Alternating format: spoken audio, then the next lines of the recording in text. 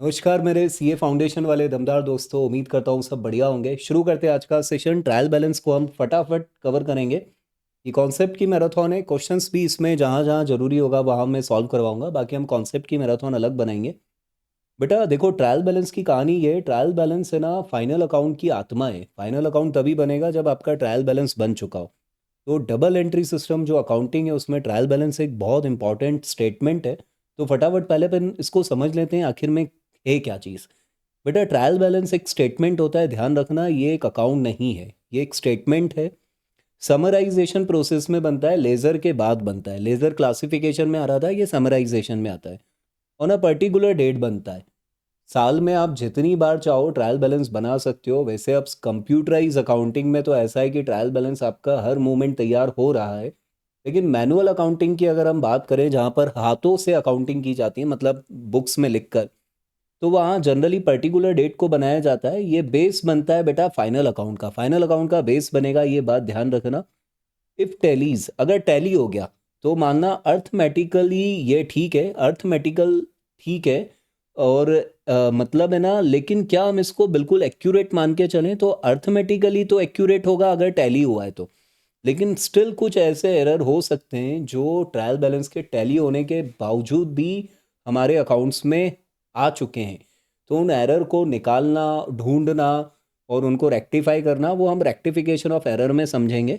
चलो practical methods की बात करें बेटा इसकी। तो ट्रायल बैलेंस को बनाने की भाई एक्चुअली देखा जाए तो दो मेथड, एक टोटल मेथड होती है और एक बैलेंस मेथड होती है। जो बैलेंस मेथड है ना, ये ज़्यादा पॉपुलर है, ये चलती है। और कुछ लोग है ना टोटल और बैलेंस को मिला देते हैं, तो वो टोटल एंड बैलेंस मेथड बन जाती है। ठीक है, अब ये sir total method, balance method, total balance method आखिर में है क्या? थोड़ा सा आप इसको प्रैक्टिकली समझा देते तो हमको भी अच्छा लगता और आपको भी अच्छा लगता। चलो देख लेते हैं बेटा, टोटल मेथड क्या है। वो मैं एक ही अकाउंट से आपको बना के समझा दूंगा, तो आपको क्लियर हो जाएगा कि टोटल मेथड और टोटल एंड बैलेंस मेथड दोनों क्या है, और बैलेंस मेथड क्या है ये भी समझ में आ जाएगा। देखो बेटा, हमारी आंखों के सामने यहाँ पर एक मैं एक अकाउंट बना रहा हूँ। सपोज कीजिए मैं बना रहा हूँ कैश अकाउंट। ठीक है, तो मैं यहाँ पर एक छोटा सा कैश अकाउंट बना रहा हूँ। कैश अकाउंट ये रहा, ये रहा उसका डेबिट साइड, ये रहा डेबिट साइड और ये रहा क्रेडिट साइड। बेटा कैश अकाउंट हम कब बनाएंगे? जब हम कैश बुक नहीं बना रहे हैं। तो कैश अकाउंट में बना रहा हूँ ये मानकर कि हमने कैश बुक नहीं बनाई है। तो सर कैश अकाउंट में डेबिट साइड में क्या आएगा? जो जो हमें रिसिप्ट्स होगी, क्योंकि रूल क्या बोलता है, असेट बढ़ती है तो हम डेबिट करते हैं और असेट्स कम होती है तो हम क्रेडिट करते हैं। तो जब हमारी असेट्स कम होगी यानी कि हम पेमेंट कर रहे हैं, और जब असेट बढ़ रही है मतलब हम रिसीव कर रहे हैं। तो मैं कुछ एंट्रीज अपने मन से ले रहा हूँ कि भाई कैश अकाउंट सबसे पहली बार डेबिट हुआ था टू कैपिटल, मतलब कैपिटल अकाउंट से हुआ था, जो कि है 5,000। ठीक है, थोड़ा कम हो गया, गरीबी हो गई है तो 50,000 ले लेते हैं। फिर भाई हमें कुछ कैश लोन से मिला था, तो सपोज कीजिए हमने 50,000 का लोन भी ले लिया हमारे पड़ोस में रहने वाले किसी फ्रेंड से। और फिर बाद में हमने कुछ गुड्स को खरीदा था, तो मैं पहले परचेज दिखा देता हूँ, परचेज में पेमेंट दिखा देता हूँ। तो यहाँ मैं परचेज दिखा रहा हूँ 20,000 रुपीज़ की। बेटा 20,000 की, ज़्यादा परचेज नहीं करेंगे। और फिर हमने इसी गुड्स को मान लो 50 में सेल कर दिया। तो भाई ये डेबिट साइड है, ये क्रेडिट साइड है। बोलो कौन सा साइड तुम्हें बड़ा दिख रहा है? सर ये डेबिट साइड का टोटल है 1,50,000। तो बेटा तराजू के पड़ले की तरह इसको भी 1,50,000 लिखेंगे। और फटाफट बैलेंस सीडी निकाल लो। बैलेंस सीडी कितना आ रहा है जल्दी से कैलकुलेट करके? सर 1,30,000 आ रहा है, 1,30,000 आ रहा है। तो बेटा इस तरीके से कोई लेज़र अकाउंट आपको दिखाई दे रहा है। अब इसको ट्रायल बैलेंस में अपने को कैसे यूज़ करने का है वो हमें समझना पड़ेगा। तो ट्रायल बैलेंस की कहानी देख लेते हैं भाई। ट्रायल बैलेंस में हमको इसको कैसे यूज़ करना है। तो सबसे पहले हम आते हैं ट्रायल बैलेंस की कहानी समझने टोटल मेथड की। तो भाई अगर हम टोटल मेथड की बात करें, टोटल मेथड की बात करें, तो टोटल मेथड में सर ट्रायल बैलेंस कैसा दिखाई देगा, थोड़ा सा आप एक बार बता देते। तो बेटा सीरियल नंबर सबसे पहला कॉलम हमारा ट्रायल बैलेंस में है ना, यहाँ हम हेडिंग लिखेंगे ट्रायल बैलेंस। फॉर्मेट का बहुत इंपॉर्टेंस होता है बेटा। थोड़ा सा आप लोग क्या है, मोबाइल इतना चला रहे हो ना, मैं मोबाइल चलाने को मना नहीं कर रहा हूँ, लेकिन क्या है थोड़ा लिखो कॉपी में। अगर आप लाइन भी नहीं खींचोगे ना कॉपी में, तो पेपर में लाइन खींचते टाइम भी डर लगता है कि कहीं गलत तो नहीं खींच रहे। तो सीरियल नंबर 1 होगा, यहाँ पर अकाउंट का नाम आ जाएगा बेटा। ठीक है, और यहाँ पर हम डेबिट और क्रेडिट दो जो कॉलम बनाते हैं। तो टोटल मेथड में क्या होता है, यहाँ पे सीरियल नंबर जैसे 1 है कैश अकाउंट, तो अब टोटल मेथड में मैं दोनों टोटल लिखूंगा, डेबिट का टोटल लगाऊंगा, डेबिट का टोटल लगाओ, 50,000 50,000 50,000, 1.5 लाख हुआ, तो ये रहा डेबिट का टोटल। तो डेबिट का टोटल, सर मान लो ओपनिंग बैलेंस होता तो उसको टोटल में लेते या नहीं लेते, लेते, ओपनिंग बैलेंस को मिलाकर टोटल करेंगे, लेकिन यहां पर क्लोजिंग बैलेंस दिखा है तो इसको हटाकर टोटल करेंगे, तो यहाँ टोटल आता 20,000। ये कहानी है टोटल मेथड की। इसमें हम डेबिट साइड का टोटल भी दिखाएंगे इंक्लूडिंग ओपनिंग बैलेंस, क्योंकि ये कैश है तो इसका ओपनिंग बैलेंस डेबिट में आता, और क्रेडिट साइड का क्लोजिंग बैलेंस को छोड़कर हमें टोटल दिखाना है, समझ गए। लेकिन सर अगर यही क्वेश्चन बैलेंस मेथड से आ जाता, बैलेंस मेथड से आता जो कि फेवरेट है, मतलब बैलेंस मेथड सबको पसंद है ना, सबको पसंद है, तो बैलेंस मेथड है भाई, बैलेंस मेथड हमारी, इसमें ट्रायल बैलेंस कैसे बनता, तो बैलेंस मेथड में ट्रायल बैलेंस कुछ इस तरीके से बनता बेटा। यहाँ पे सीरियल नंबर हमारा 1 चलता है ना, यहाँ पे अकाउंट नेम में हमारा कैश आ जाता, कैश, क्योंकि हम कैश अकाउंट से ही समझ रहे हैं, कैश अकाउंट आ जाता, डेबिट और क्रेडिट ये दो कॉलम हमारे होते। तो सर इसमें क्या होता, चलो अब देखो कैश अकाउंट को अच्छे से देखो, इसको स्टडी करो बेटा। यहाँ पे लिखा है 1,30,000 बैलेंस CD, लिखा क्रेडिट साइड है, लेकिन ये असेट है, कैश असेट है, तो इसका बैलेंस किधर आएगा, डेबिट में आएगा, और बैलेंस इज 1,30,000 तो यहाँ पर हमें बैलेंस मेथड में सिर्फ डेबिट में लिखना है 1,30,000, क्रेडिट में नहीं लिखना है। तो ये हमारी बैलेंस मेथड है। सर टोटल और बैलेंस मेथड कैसे होगी, अरे यार भाई शर्म आनी चाहिए, ये पूछना ही नहीं चाहिए था तुमको। तो इसमें कुछ नहीं होता है बेटा, टोटल और बैलेंस मेथड में ये दो कॉलम उठा के इधर ऐड कर देते तो तुम्हारा टोटल और बैलेंस मेथड हो जाता। थोड़ा मैराथन है इसलिए स्पीड में रहेगा। रूल ऑफ ट्रायल बैलेंस क्या है, तो रूल को समझने के लिए भाई पहले तो ये समझ ले, किसी भी बिजनेस में, दुनिया का कोई भी बिजनेस हो, जो नॉन कॉमर्स बैकग्राउंड के बच्चे हैं, मैं उनको बताना चाहूँगा कि भाई अकाउंट से भोला भाला सब्जेक्ट कोई नहीं है। अकाउंट्स में सिर्फ तुम्हें कुछ लिमिटेड चीज़ें ही ध्यान रखनी है, जैसे वर्ल्ड का कोई भी बिजनेस हो उसमें 4 चीज़ें होंगी, asset, liability, expense, income. Assets liability, capital liability में आ जाएगी, एक्सपेंस, एक्सपेंस में लॉस भी आ जाएंगे, तुम्हारे लॉस भी आ जाएंगे, और fourth one is income, income, ठीक है, इनकम में तुम्हारा गेन और प्रॉफिट भी आ जाएगा। और इनमें दो ही चीज़ें होंगी, या तो डेबिट होंगे या क्रेडिट होंगे अकॉर्डिंग टू रूल। तो डेबिट और क्रेडिट के अलावा कोई तीसरा साइड है ही नहीं बेटा, यहाँ पर हमने दो लोगों की ही पैरोडी बनाई है, मतलब एक हीरो है और एक हीरोइन है, तीसरा हमने किसी को घुसा ही नहीं है यहाँ पे। और ये इतना प्यारा सब्जेक्ट है बेटा, क्योंकि देखो फॉर एग्जाम्पल तुम्हें ना पानी का फॉर्मूला याद होगा, ऑक्सीजन का याद होगा, उसमें नमक मिला दोगे पानी में तो वो भी रट लोगे फॉर्मूला। लेकिन तुम लैब में हो और तुमने पानी में नमक मिला के कुछ कर रहे हो प्रैक्टिकल, और वो फॉर्मूला याद किया और धूल मिला के चले गया तुम्हारा दोस्त कोई पीछे से आकर, तो बेटा ज़िंदगी गुजर जाएगी। लेकिन वो अब नई चीज़ क्या बनी है वो ढूंढने में हो सकता है कि पूरा जीवन ख़त्म हो जाए। तो ये साइंस का, मैं बुराई नहीं कर रहा हूँ किसी की, लेकिन बहुत मेहनत लगती है। और यहाँ पर भाई डेबिट और क्रेडिट को अगर हम नहीं समझ रहे हैं तो हम क्या कर रहे हैं जीवन में, इस चीज़ को समझो यार। बाकी कॉन्सेप्ट तो इसमें है, जब तुम CA फाइनल में आओगे ना तब तुम्हें लगेगा कि यार क्या अकाउंट्स है, कितना प्यारा सब्जेक्ट है, कितना टेक्निकल है। CA इंटर में भी आओगे तब अकाउंटिंग स्टैंडर्ड यूज़ करोगे तो लगेगा, सम्मान बढ़ जाएगा आपका अकाउंट्स के लिए कि भाई क्या तो सब्जेक्ट पढ़ रहे हैं हम, कितना टेक्निकल है, कितना दिमाग लगा रहे हैं। लेकिन डेबिट क्रेडिट के अलावा कुछ है नहीं, ये ध्यान रखना भाई, उसी के आसपास पूरी कहानी घूमेगी। तो रूल फॉर ट्रायल बैलेंस की बात करें बेटा, असेट्स असेट्स असेट्स असेट्स का रूल क्या है, असेट वाले अकाउंट के बैलेंस डेबिट होते हैं, लाइबिलिटी कैपिटल वालों के क्रेडिट होते हैं, एक्सपेंस और लॉस वालों के डेबिट होते हैं, और इनकम और प्रॉफिट वालों के क्रेडिट होते हैं। ठीक है, अब मुझे ये बताओ कि भाई दो क्वेश्चन एक बच्चे को हमेशा मालूम होने चाहिए, इंस्टीट्यूट कभी पूछता नहीं है, लेकिन है ना, एक तो मैं ये देख रहा हूँ कि बच्चे CA भी बन रहे हैं, सालों हो जाते हैं, है ना, बहुत जीवन में मेहनत भी कर रहे हैं, इंटर निकाल देते हैं, फाइनल निकाल देते हैं, फाउंडेशन निकाल देते हैं, लेकिन ये दो ही वर्ड क्यों यूज़ हो रहे हैं, डेबिट और क्रेडिट दो ही वर्ड अकाउंट्स में क्यों यूज़ हो रहे हैं, ये क्वेश्चन हमें मालूम होना चाहिए। और डेबिट और क्रेडिट का कोई अपना एक मीनिंग निकल के आता है क्या, वो भी हमको मालूम होना चाहिए। तो थोड़ा दिमाग लगाना, गूगल करना, ChatGPT से पूछो, बैठा हुआ है वो आपके पास।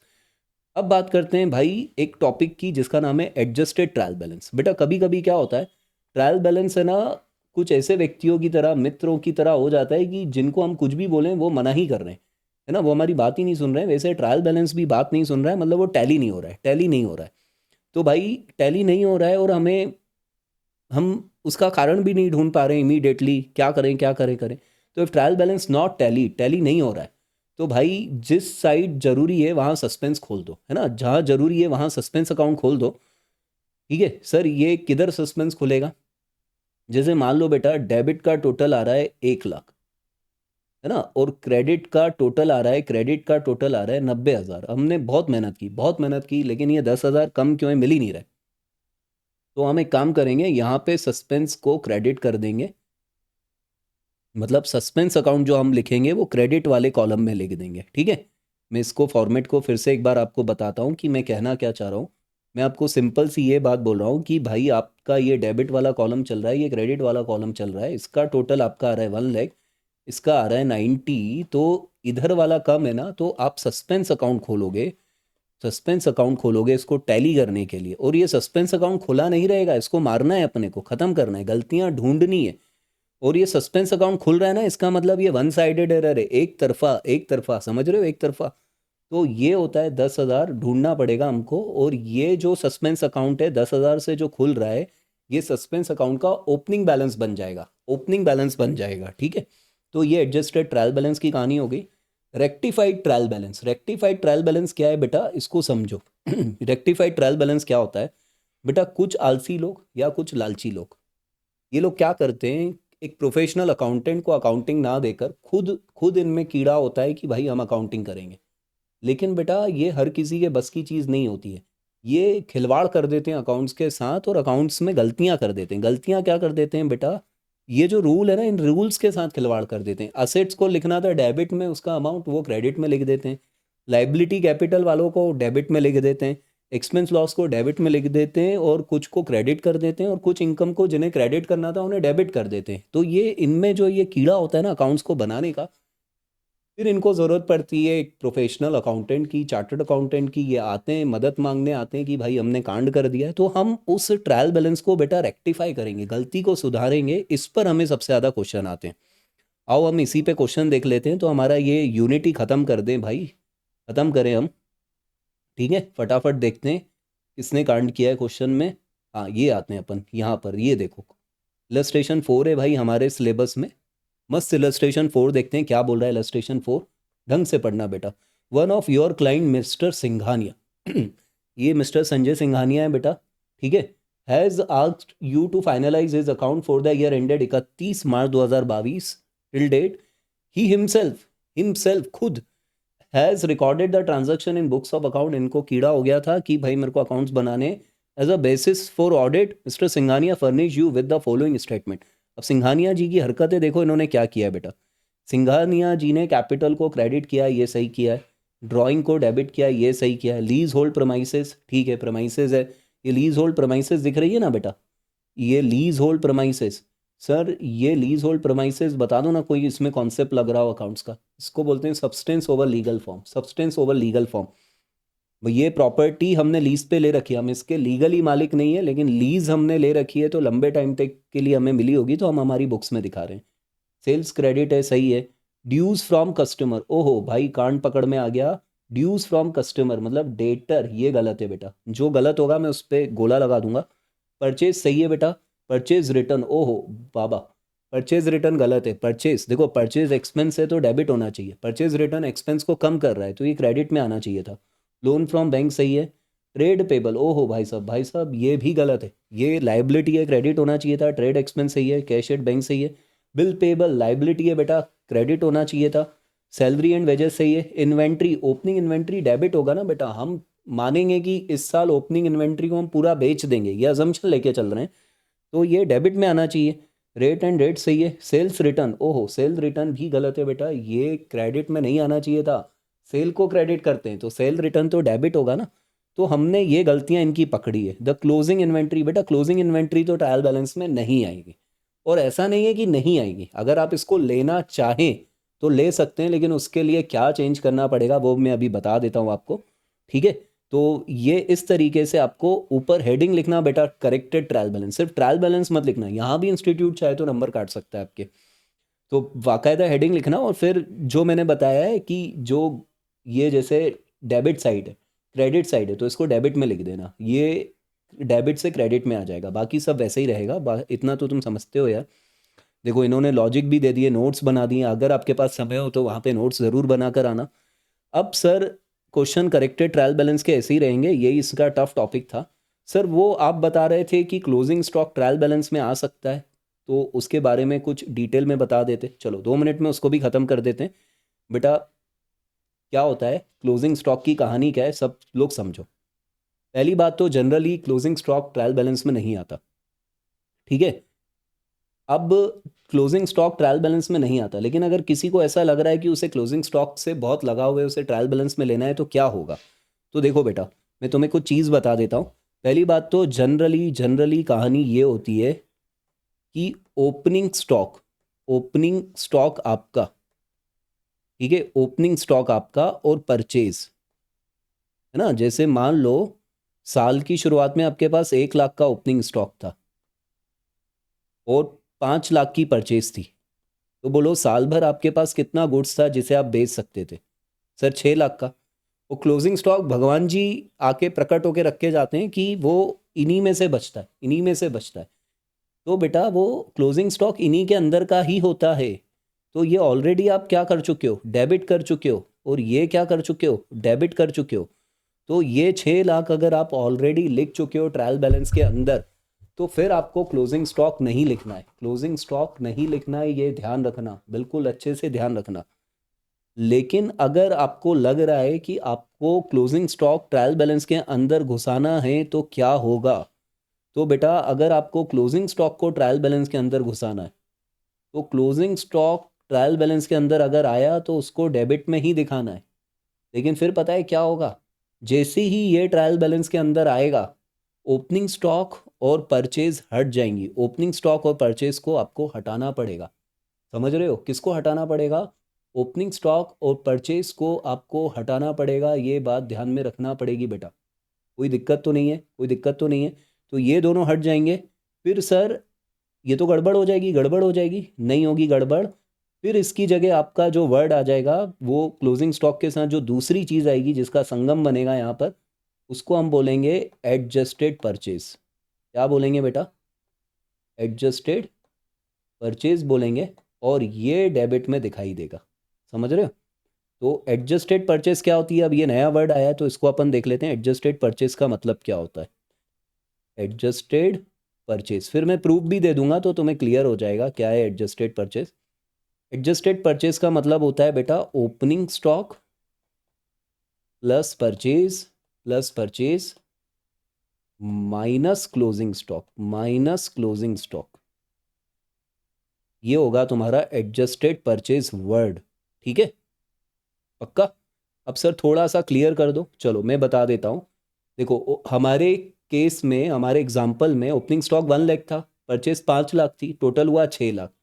और मैं नीचे लिख देता हूँ यहाँ पर, मैं नीचे लिख देता हूँ कि मेरे एग्जाम्पल में क्लोजिंग स्टॉक एडिशनल इन्फॉर्मेशन में दिया हुआ था 2 लाख रुपए का, 2 लाख रुपए का। तो अब क्या होता है, नॉर्मली नॉर्मली क्या सीन बनेगा, सर मैं ओपनिंग स्टॉक और परचेज को अंदर लिखूंगा ट्रायल बैलेंस में, डेबिट में लिखूंगा 6 लाख, और क्लोजिंग स्टॉक नहीं लिखूंगा, वो एडिशनल इन्फॉर्मेशन में नीचे होगा।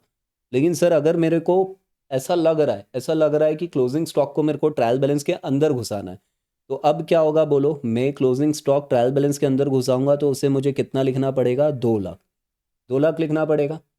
सर अब एडजस्टेड परचेज में कितनी लिखूंगा, तो वो मेरे को लिखनी पड़ेगी बेटा 4 लाख। कितनी लिखनी पड़ेगी, 4 लाख। और इन दोनों का टोटल भी कितना होगा, 6 लाख होगा।